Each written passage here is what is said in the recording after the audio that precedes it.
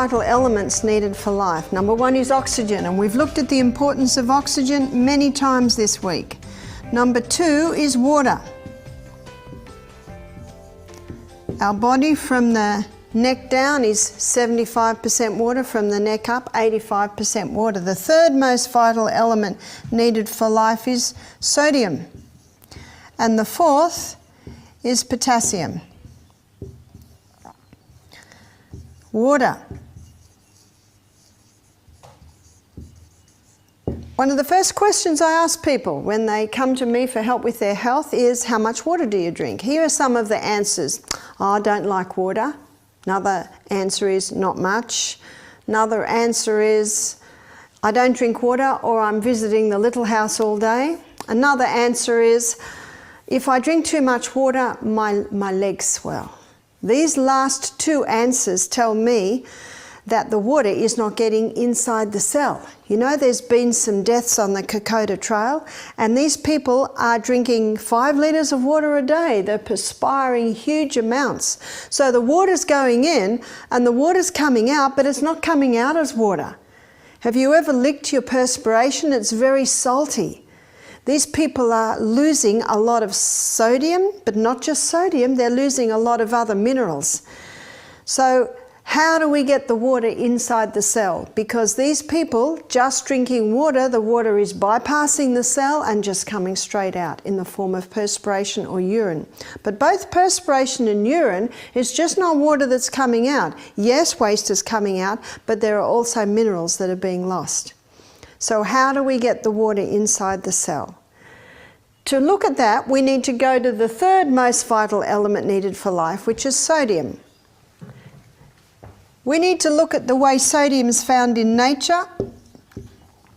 Seawater contains 92 minerals. Seawater is often called an isotonic solution because it is the exact same mineral and proportion as is found in the body.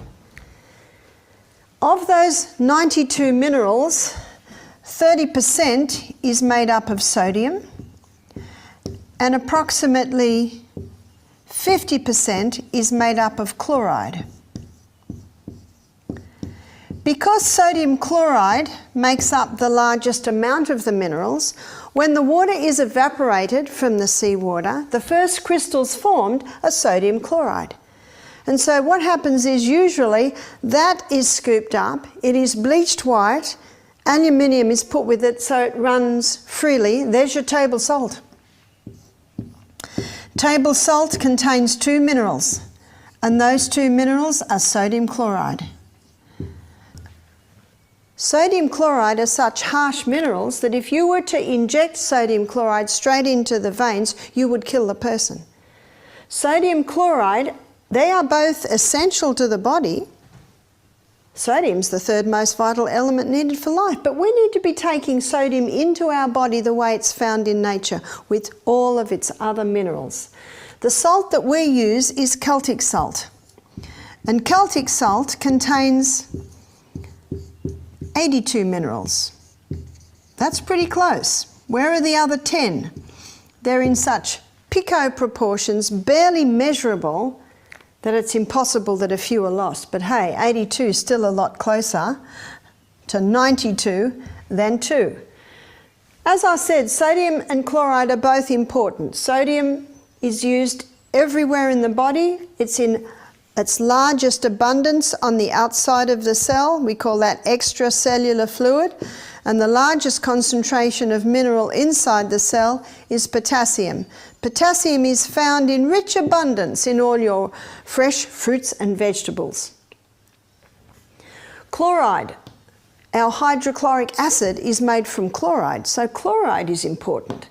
So often people are told that they need to stop salt. Why are they told to stop salt? Because they're having too much of the sodium chloride, too much of the table salt. And because it's in an imbalanced form, it's causing an imbalance in the body, right down at the cellular level. Sodium chloride are such harsh minerals that they kill the taste buds. They're harsh when they're by themselves. They're harsh when they're not balanced with all the other minerals. Have you noticed that people that use a lot of table salt, they put it on everything and they put it on even before they taste the food? Do you know why? Because it kills the taste buds. No wonder they can't taste anything. So the more they use it, the more they have to use. Whereas Celtic salt, with all of its minerals, awakens the taste buds. You can get other salts, like Himalayan salt. It has about 82 minerals. There's a Murray River salt. They're both like pink flakes. It's got about, I think, 75 minerals. So there are a few salts. If you're not sure on the mineral balance of your salt that you're buying, just ring the manufacturer and ask him for a mineral analysis of his salt. No, salt is important. There's a verse in the Bible that talks about salt. It's Matthew 5, chapter 5, verse 13. It says, "Ye are the salt of the earth. If the salt hath lost its savour, wherewith shall it be salted? It is henceforth good for nothing but to be cast out and trodden under foot of men." How does the salt lose its savour? I would like to suggest that this salt has lost its savour. It's Old English. It's lost its minerals. And what does the Bible say it's good for? Henceforth good for nothing, but to be cast out and trodden under foot of men. No, we need salt as it's found in nature with all of its other minerals. And this salt brings a balance.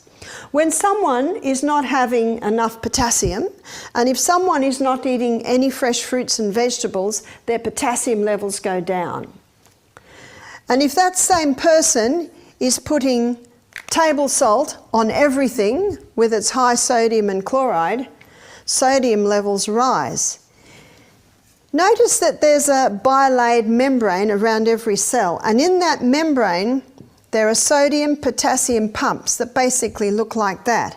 And these pumps are constantly working like this, causing the sodium and the potassium to be monitored at the right levels. But if someone is getting too much sodium and not having enough potassium, then the concentration of sodium rises, the concentration of potassium lowers, and because of osmosis diffusion, too much sodium starts to merge in to the cell. When too much sodium merges into the cell swells. There's your high blood pressure. Your doctor is right.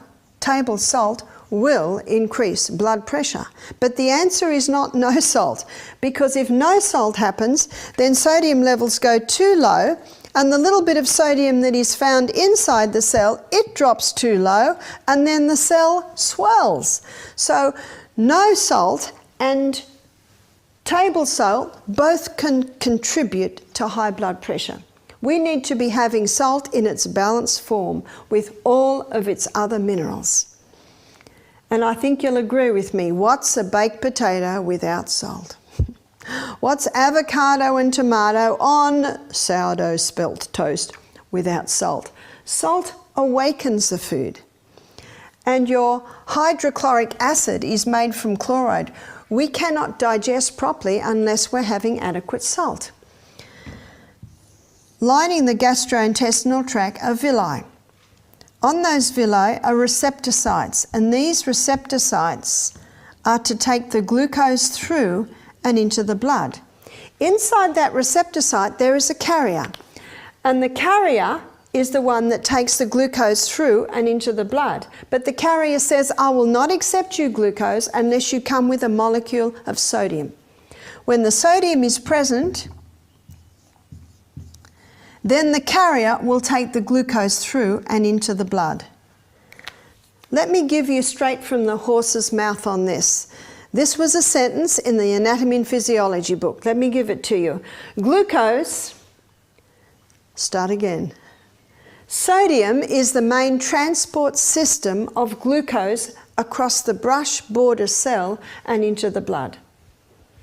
You will find that in every Anatomy and Physiology book. What's happening if someone's not having any salt? Well, there is a little bit of sodium in your food, in your fruits and vegetables. If there's not enough sodium around, not every bit of glucose can get into your blood, which explains why some people that go on a salt-free diet find their energy levels go down, because they're not getting the nutrients out of their gut as they should and into the blood. No wonder it's the most vital element needed for life. We need it. The salt that we use here at Misty Mountain Health Retreat is Celtic salt. And that Celtic salt contains 3 magnesiums. It contains magnesium bromide, magnesium sulfate, and magnesium chloride. Magnesium is a water-hungry molecule, so it's always trying to pull the water into itself. That explains why on a rainy day our salt can get quite moist, because magnesium is a water-hungry molecule. So when you put a crystal of the Celtic salt on your tongue and then drink a glass of water, when the crystal's on your tongue, even if it only be for a few seconds, then the mucous membranes in the mouth are absorbing, first of all, the magnesium. Remember, it's a water-hungry molecule.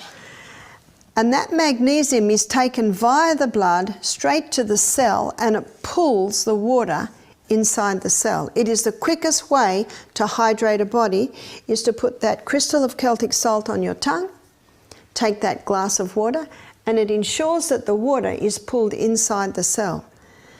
I suggest that we do it at least once or twice a day. Here on the detox program, when guests are having the exercise program, especially in the summer, and then the steam bath at night, I advise they do it about 3 times a day. That would be about every second glass of water.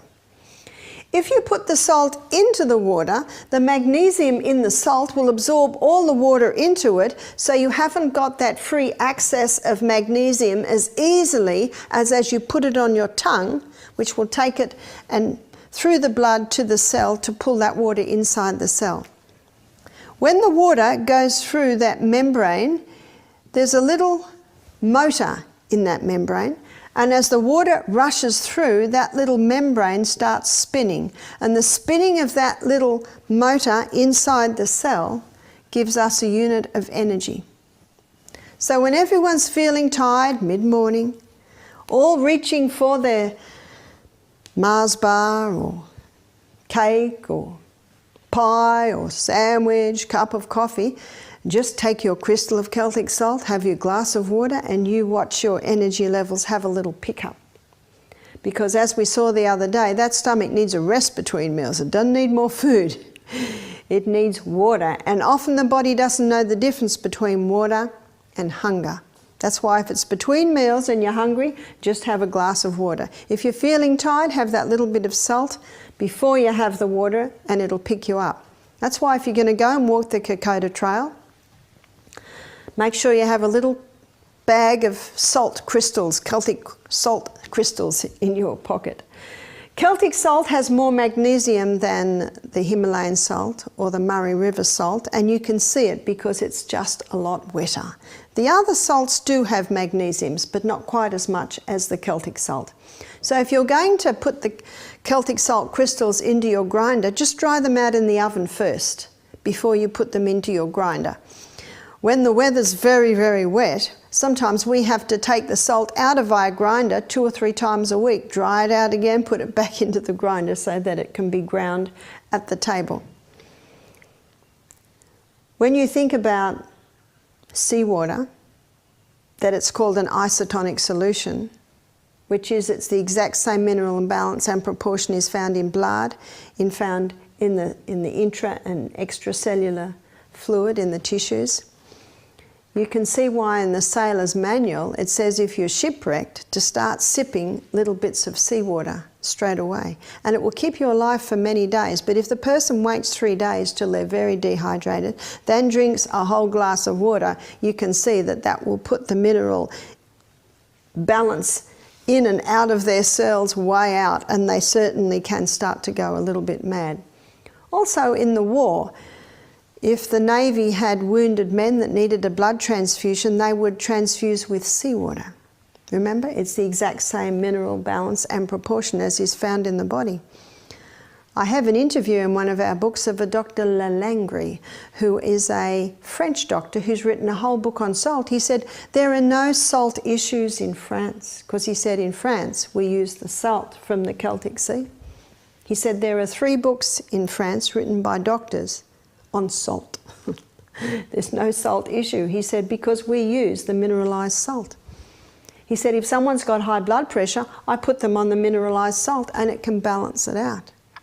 It's only when sodium is in an imbalanced state or lost its savour, as the Bible verse says, that it becomes a problem. So when you think about it, we cry seawater, we sweat seawater, baby swims in seawater. It's this same mineral balance. What about calcium? It cannot get into the cell by itself. It needs vitamin D. When vitamin D is present, calcium can be pulled inside the cell, and when it comes into the cell, all the other minerals piggyback on the back of it. What about glucose? Glucose can't get into the cell by itself. It needs insulin. Insulin's the key that unlocks the door to allow the glucose inside the cell. How many people today are sick through ignorance? How many people are not drinking water because their feet swell or they're visiting the little house? If you have that little bit of magnesium in the form of the Celtic salt 3 times a day, the water will get into the cell and the feet won't swell and the person's not visiting the little house quite as much. But how many do not realise that? So they're not drinking enough water, they're not having the whole salt, and the highest source of magnesium in the vegetable kingdom is your dark greens. They're not in the sunshine because many Aussies are scared of the sun today. One lady told me that every time she goes out to put the clothes on the line, she has a hat on, sunglasses, white gloves, so the sun's not even touching her. So many people are vitamin D deficient. As a result, calcium and mineral deficient. Do you remember on our first lecture, I showed you that a lot of research is showing that 92% of DNA damage is from the mineral deficiency. Is it because of the calcium deficiency? Because of the vitamin D deficiency. That's why the detective hat has to go on. Why are these things so? So many people are low in vitamin D, thus low in the minerals. Many have been given the wrong message on fat. They've stopped the fat, so they're hungry all day, so they're overdoing the carbohydrates, which overworks the pancreas. The pancreas getting weary, stops producing the insulin, and the glucose can't get in. Can you see this scenario? Water can't get in, minerals can't get in, glucose can't get in, and when you think about it, this is the CBD. This is the central business district of the whole of the human body, inside the cell. The body says, we've got a crisis here. We can't get the basic nutrients and requirements for this CBD to function in. So the body says, we've got one more thing up our sleeve. We'll just force it in. What's that called? Blood pressure. That's what blood pressure is. It's a pressure building up to force these things in the cell because we're at a crisis level. So what is the cause of high blood pressure? There are many causes, but let me write this down for you so you can put it together. High blood pressure. And with some people it'll be every one of these points, and with some people it won't be. That's why the detective hat has to be put on. High blood pressure can be caused by dehydration. In dehydration, little capillary networks shut down to try and conserve full blood volume. That builds up pressure. High blood pressure can be caused by no salt. High blood pressure can be caused by table salt. High blood pressure can be caused by no greens, no magnesium, water can't get in.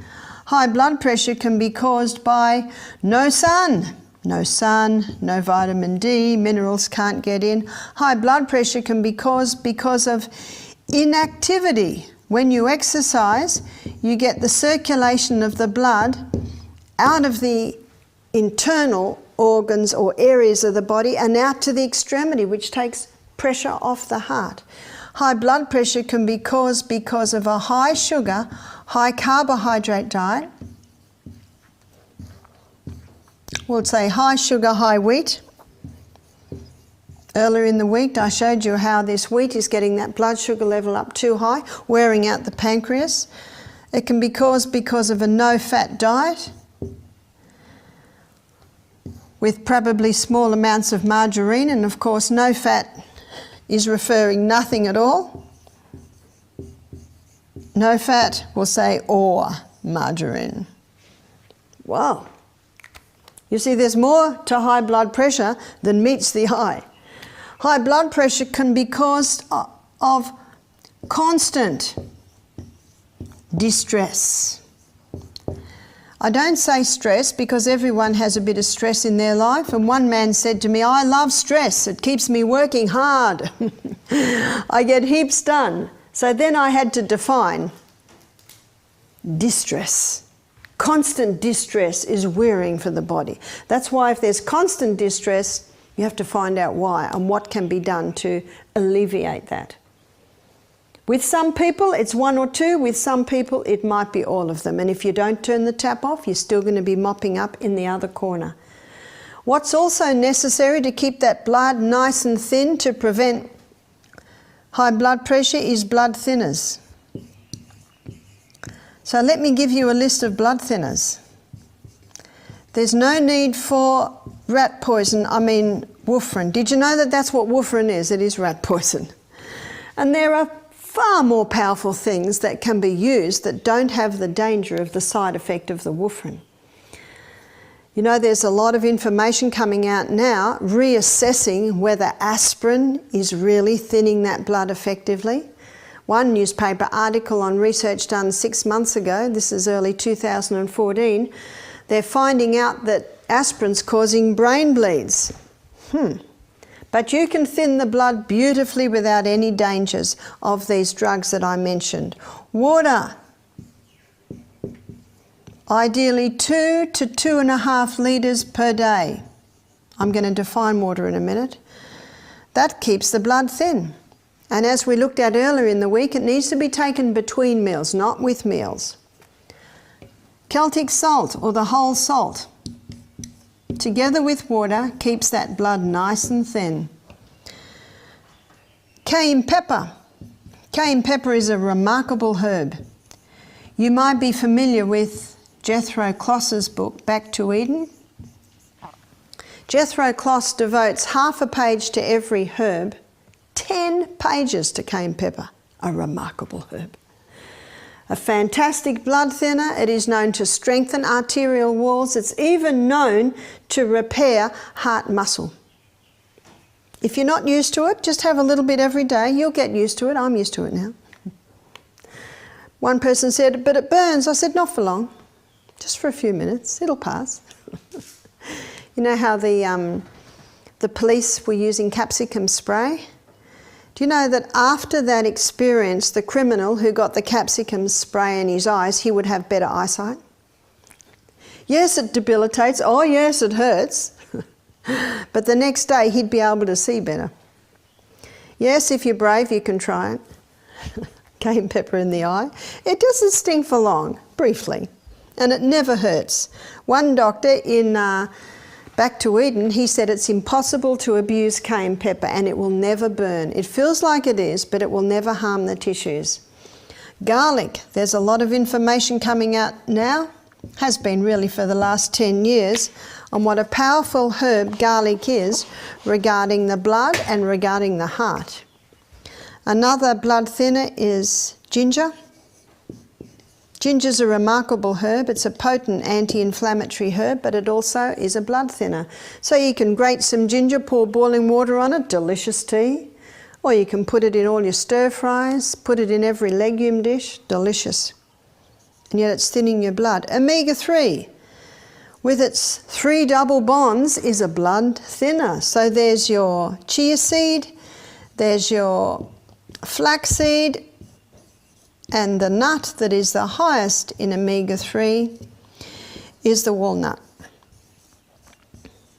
So as you can see by my list here, there is no need to take drugs that have their possible side effects. We need to keep that blood nice and thin. Remember, it's the life of the flesh. We have a book in our library. We also sell this book, and it's called One of the Body's Many Cries for Water, and the whole book is on water. it would probably be one of the most interesting books that I have ever read. Dr. Batman Gehaldi, we'll call him Dr. B because it's a difficult name. He goes into every single organ, every single part of the body and how it is affected by full hydration and how it is affected by dehydration. There are two other titles to his book. Well, the first title is One of the Body's Many Cries for Water. The other title is He's Not Sick, He's Thirsty. Another title is Don't Treat Thirst with Medications. He was a political prisoner in India. I think it was early 80s, late 70s, early 80s. And in the hospital there were a lot of sick people and he only had one thing that he could use, and that was water. So no matter what the problem was, he'd give them a glass of water. 15 minutes later he'd give them another glass of water. 15 minutes later he'd give them another glass of water. He only did it because that's all he had. But he noticed as the days and the weeks went by, people were recovering. People with constipation were no longer constipated. People with stomach ulcers were no longer suffering from stomach ulcers. You see, the lining of the stomach has a thick mucosa wall on it, and mucus is 99% water. And he shows in dehydration, it's one of the first places that we lose water, is the stomach.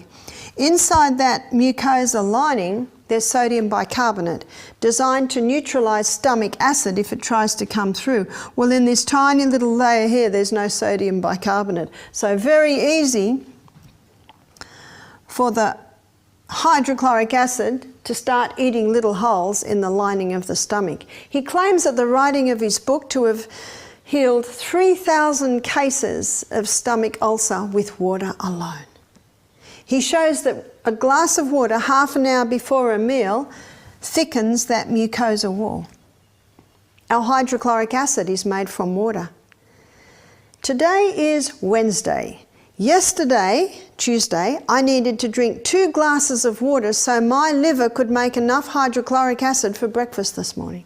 Yesterday, I needed to drink 2 glasses of water, another 2, so my liver could make enough hydrochloric acid for lunch today. And if a person eats 3 meals, that's 6 glasses of water the day before just to make the digestive juices. Wow, that's only digestion. That's not even mentioning all the other body parts.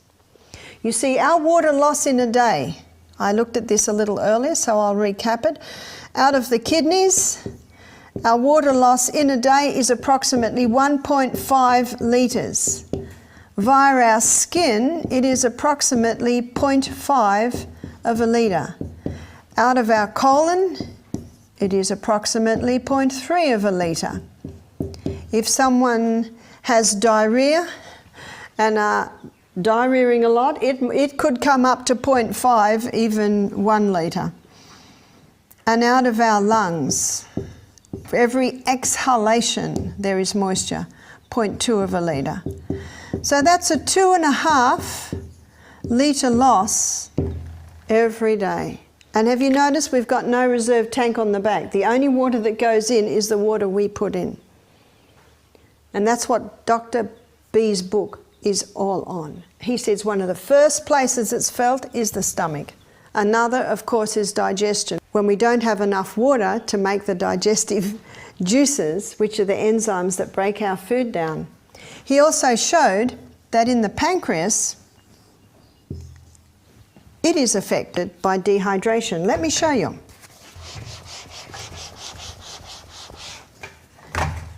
In the pancreas, it releases it releases 4 digestive enzymes in the gut. So we'll put gastrointestinal tract. In the pancreas, pancreatic lipase is released and it does the final breakdown of fat. Pancreatic amylase does the final breakdown on starch. And trypsin, I'll just do a trip here, it does the breakdown of protein.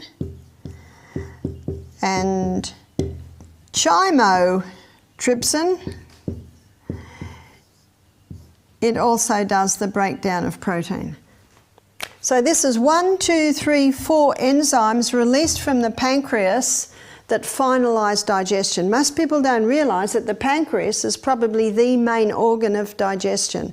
When people die of pancreatic cancer, they usually die of malnutrition because they haven't got the final breakdown of their food, so their food can't get out of their gastrointestinal tract and into their blood, so they basically die of malnutrition. The pancreas also releases 2 hormones from the blood, and this is glycogen and insulin. Now those hormones are released into the blood, and they're the ones that control our blood glucose levels. If they go too high, insulin gets it down. If they go too low, glycogen gets it up. These hormones are constantly balancing the glucose levels in our blood. Very important organ is the pancreas. All of these hormones and these ones here are made from water. So a person can develop diabetes, digestive problems, all because they're dehydrated. Let's move on down to the colon. One of the main functions of the colon is to take water out so stools are formed. If the body is dehydrated, more water gets taken out than should be taken out, then we get rabbit pellets, cement, basically there's constipation. Very difficult to have 3 evacuations a day, which Dr. Kellogg said is a necessity if you're having 3 intakes a day in a dehydrated person. Dr. B also showed that dehydration is felt in the brain. Our brain is a hydroelectric system. No hydro, no electricity. A person can suffer from depression, negative thought patterns, because they're dehydrated. Something else happens in dehydration with the brain, and that is the brain cells shrink. And when the brain cells shrink, that hurts. It hurts very much. When I say to people, do you get headaches? A common answer is, oh, only if I'm dehydrated.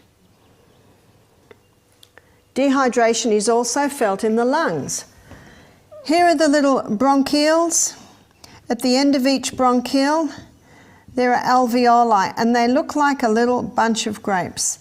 And that alveoli is where that gaseous exchange takes place. So when we breathe in, they fill up with oxygen. And over those little alveoli are a little capillary network. And what the blood does is it picks up the oxygen and drops the carbon dioxide, then we breathe it out. It's a fascinating system. And Gray's Anatomy says we have 300 million of these. But in each little alveoli, there's a droplet of water. And because of the surface tension of water, do you understand the surface tension of water? When I trained as a hairdresser, I had to learn about surface tension of water. When you put water on your scalp, it doesn't really get through because of the oil. You put shampoo on, it breaks the surface tension of water, and of course it can get through.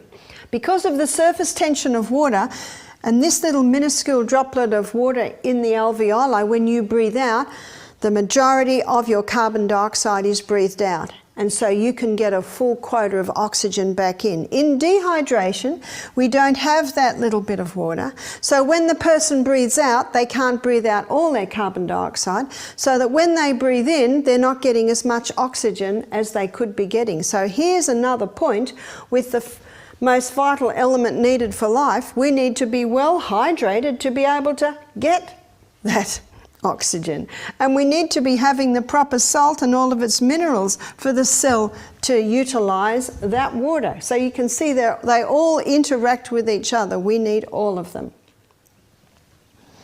I had a man do our program, it was a few years ago now, he's 44, and he had 3 main problems. He had a very congested chest.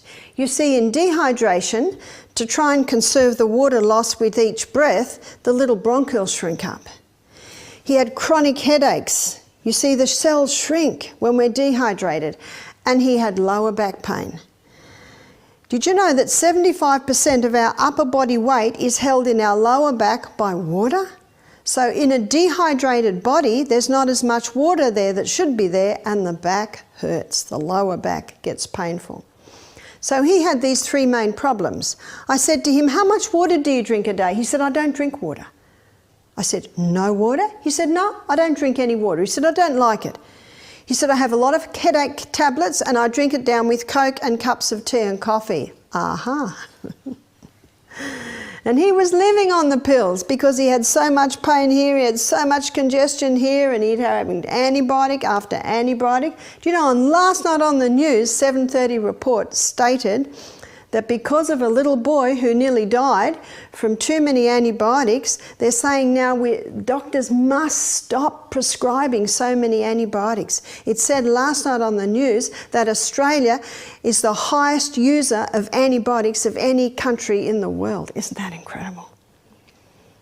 Can you see what's the use of the antibiotic if this man's remaining dehydrated? That's why the detective hat has to be put on. Why are these things so? I said, no water? He said, no water. I said, As he went through the program, he started drinking more water. He started to drink almost a litre a day. Now, the student might say to me, no, Barbara, he's supposed to drink at least 2, maybe 2.5 litres a day. I said, it's pretty good. Yesterday it was none. Build it up, little by little, build it up. By the end of the week, he was drinking 2 litres of water. He said, this is amazing. He said, I haven't had headaches for 2 days. He said, first time since I can remember. He said, my chest is getting a lot looser. And he said, my lower back pain is gone. Whoa. What was his problem? It was dehydration.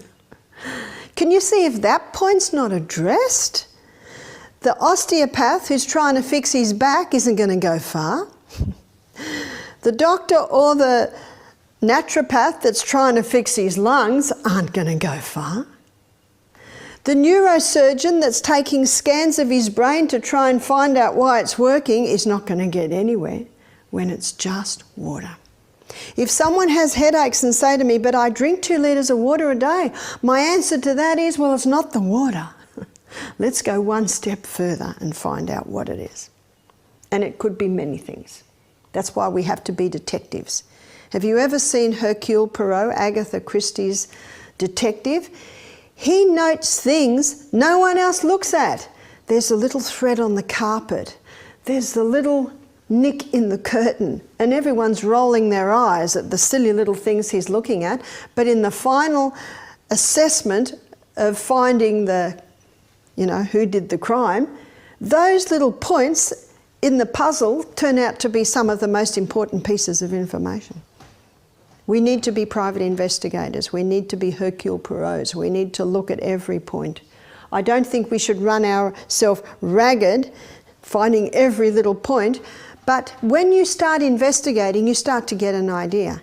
And it was not hard to find out why this man was having his problems, especially at the end of the week when his lower back pain was gone, his headaches were gone, and his chest was almost totally clear. It can take a little bit longer for all that to come up. I saw him 6 weeks later. He jumped out of the car, he had a huge smile on his face. He had a big bottle of water in his hand. He said, 3 litres a day. He'd got his life back. It can be that simple. And that's why anyone that comes to me for help, I go through these 8 laws, because these are the true remedies. And often you can find little glitches here and there that give you an indication of why these things are so. A friend of Michael's is a bricklayer, and he rang up Michael the other day. He's a bit of a rough bloke. He said, I got this lower back pain. He said, I've been to the chiropractor, he can't fix me. He said, all the blokes on the job site are getting it. Michael said, what do you drink? He said, we all drink Coke. How much Coke do you drink a day? A couple of litres.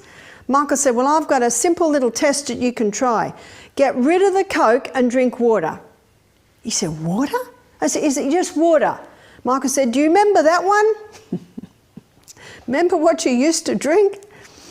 He said, righto, we've got nothing else to lose. Do you know, within a couple of days, all the men had no lower back pains. All the men were coming alive. The work on the workforce improved. The output improved. They were all so happy. What was the change? It was just water.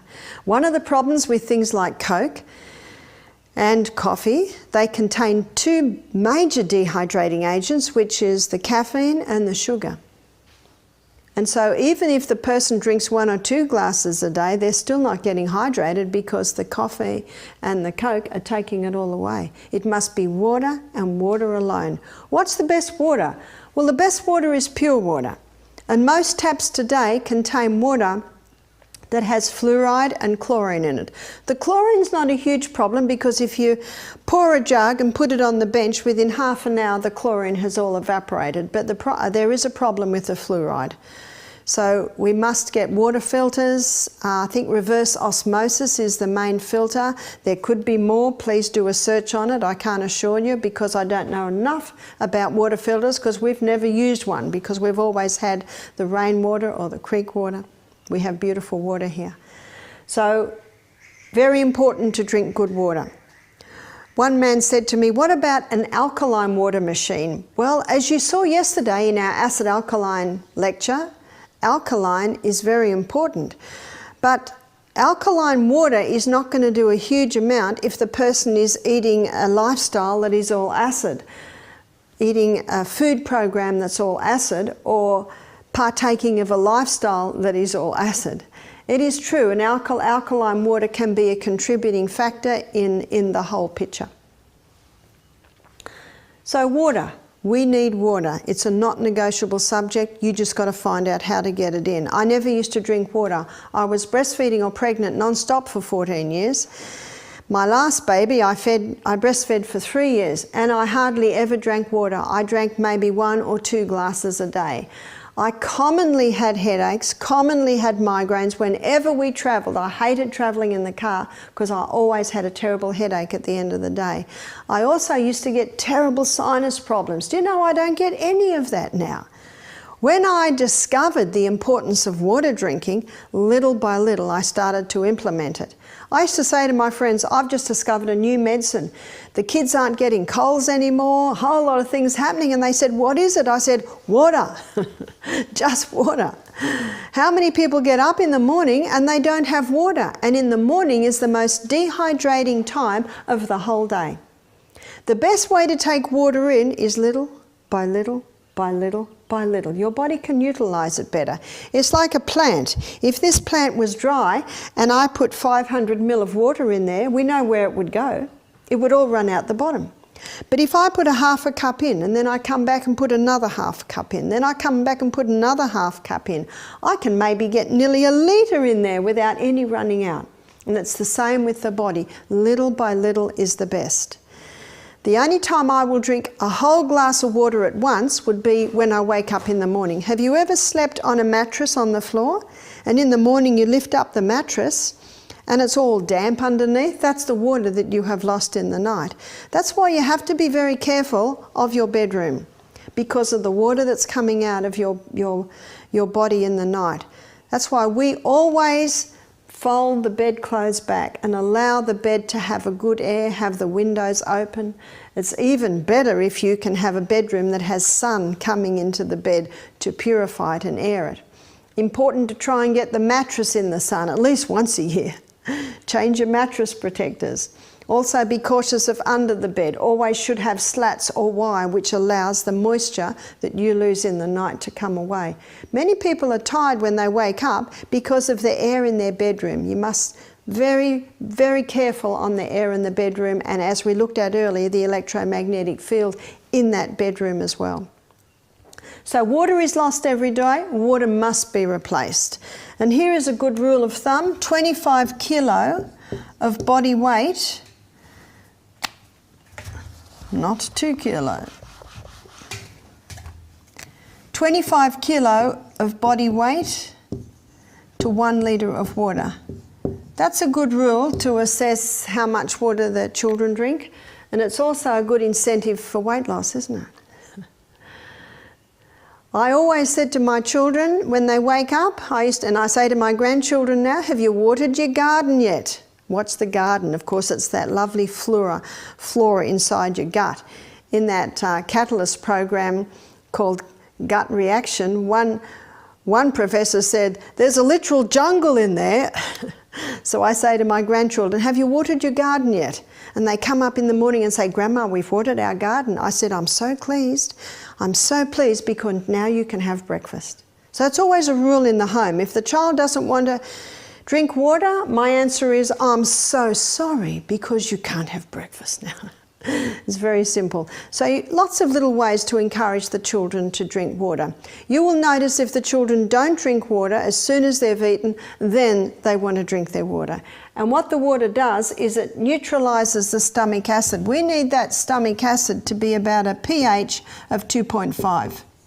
That's very acid. And your stomach needs to be that acid. You will not feel it because you drank a glass of water half an hour before the meal. You've got a nice thick mucosa wall there, so you will not feel it. But that pH is necessary for the enzymes in the stomach to be activated to be able to break your protein down. That's why you stop drinking about half an hour before the meal and you start drinking about an hour and a half to 2 hours after the meal. If someone's thirsty when they eat, by all means have a mouthful, but at the same time it needs to be assessed how much water has been drunk. So you can prevent needing to drink with your meals by drinking between your meals. As I said with exercise, not negotiable subject, and so is water. It's a not negotiable subject. And if you get sick, if you have diarrhea or constipation, or if you have a headache or cold, up your water intake. Dr. Christopher in America, he said, here's a sign to tell if you're drinking too much water. Put your head on the side, and if the water comes out your ears, in other words, it's almost impossible to drink too much water. The only time you could drink too much water is if you're not having those minerals. So as soon as you start drinking more water, you will start to lose a few more minerals. So it's very important to have the proper salt. My suggestion is about a teaspoon of salt in a day, over the day. If a person's not used to having salt, I say start small. Start small, just little by little increase it, and your body will adapt to that. Just as it adapts to no salt, it will start to adapt to proper salt. Third most vital element needed for life. Water is an amazing substance. Water can be used for healing too. Hydrotherapy is a huge subject. I have whole books written on hydrotherapy, which is water therapy. And the steam sauna that our guests have at night or in late afternoon, where they go into the little steam hut for about 10-15 minutes and then have the cold shower, or if they're brave, they can run down to the creek and dive in the creek and then back in again. We're doing hot and colds. And by the third steam, the body temperature, the core body temperature can sometimes be up to 40 degrees. And when the body gets up to 40 degrees, circulation, metabolism increases by 400%. That's quite remarkable, isn't it? So when circulation and metabolism increase 400%, that means healing is increasing by 400%. Elimination of waste is being boosted 400 times. So that's quite remarkable. Not everyone has a steam bath, but it also explains why this is such an important part of a detox program. As I told you earlier, up to 70% of body's waste can come out of the body when the body's given the right conditions, and that condition is that steam. The only time a person may not be able to handle the steam is if they go into the steam bath dehydrated. So very important the person be well hydrated when they go in. But I'd like to just give you some very simple treatments now that you can use in the home. I had a lady ring me up one day and she said, Barbara, my 10-year-old has just trodden on a rusty nail and she's not vaccinated. I said, aha. She said, we have your poultice DVD, and so we've put a grated potato poultice on the wound. I said, good, that's a good choice. She said to me, but it's still a little bit swollen and it's still a little bit sore. I said, aha, well you can go one step further. Get 2 buckets of water and make one very hot and put the child's foot in the hot water for 3 minutes. How hot? as hot as the child can stand. We don't want to burn the child. I always put a person's foot in my hand and I put my hand in the water, so my hand is filling the water. And if the person cannot take it, the only time you would not do it would be someone who has poor circulation, maybe the very old or the very young, someone who has diabetes and they can't feel their feet properly. That's the only time you would not do it. So 3 minutes hot water and then cold, and it's as cold as you can. Ideally put some ice cubes in that cold. And the cold is done for 30 seconds. So what's happening here is, when the foot is put into hot water, we're warm-blooded creatures, so immediately the blood rushes to the area. And when the blood rushes to the area, fresh blood's coming in, and fresh blood is bringing more oxygen, more nutrients, more water, more white blood cell, and as it pushes the old out, it's throwing off the waste. Can you see that? Now after 3 minutes, the blood starts to slow down, because that's what happens when we're in a hot bath, isn't it? We start to slow down to the point of sleep. And so you pull the foot out of the bucket and into the ice cold. Will that wake it up? Woo. We are warm-blooded creatures, and whenever cold touches our body, there's a reaction. And basically the body's going, whoa, cold, it has the potential to kill us, quick, move fast. Can you see that's the reaction? Now within 30 seconds, the reaction has died down and the blood can start slowing down. So we put it back in the hot and wake it up again.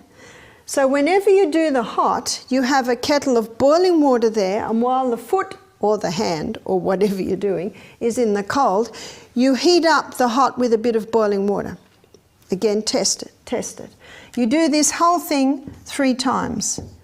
Always starting with the hot and always finishing with the cold. You see, finishing with the cold equalises the circulation, closes pores, prevents chilling.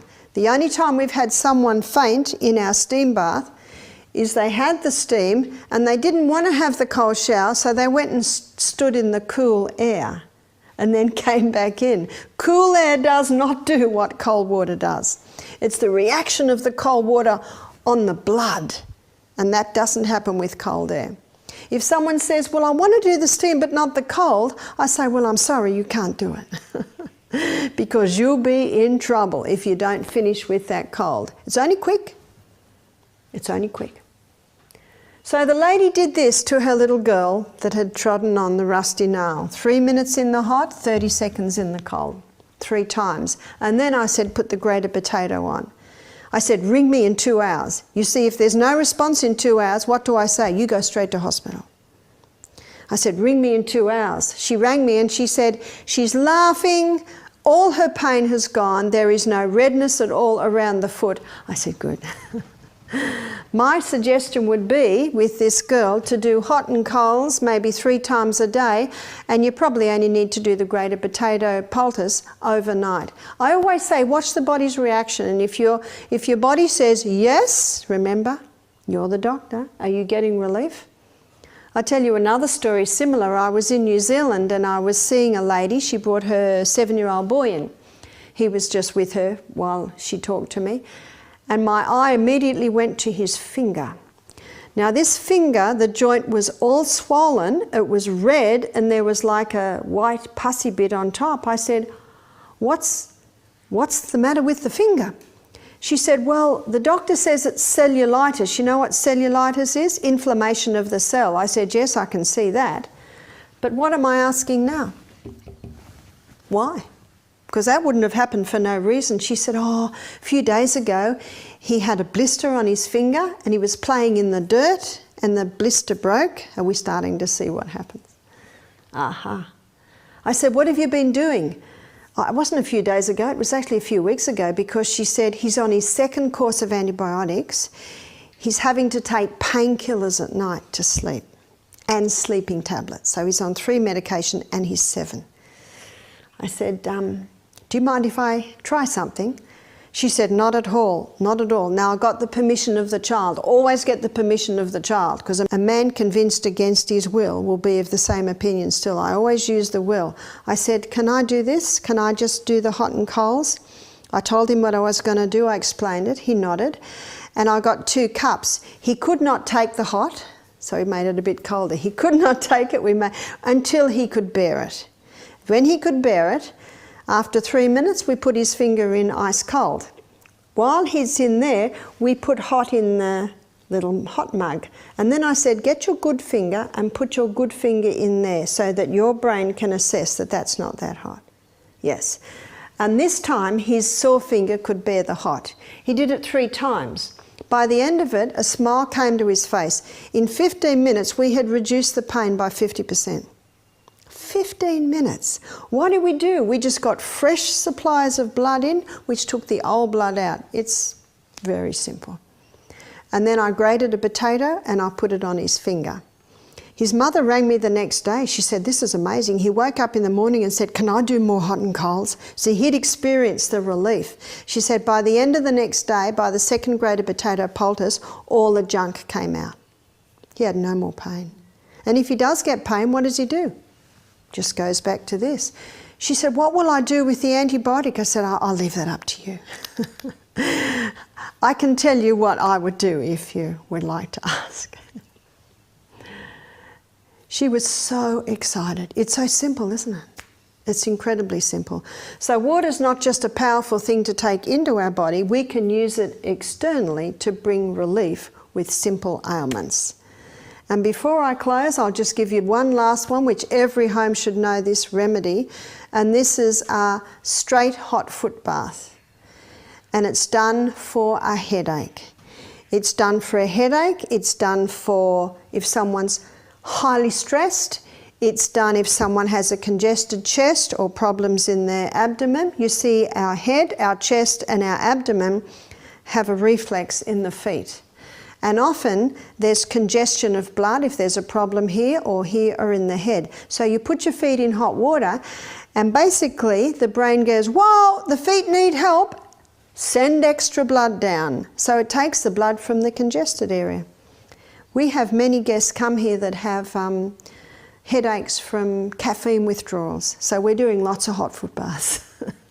20 minutes in the hot foot bath, maybe every 5 minutes another little bit of boiling water. When the hot foot bath finishes, they put their feet up and you pour cold water over their feet and then dry it. Very simple treatment.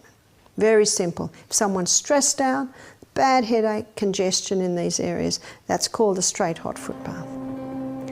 You'll never look at water the same again, will you?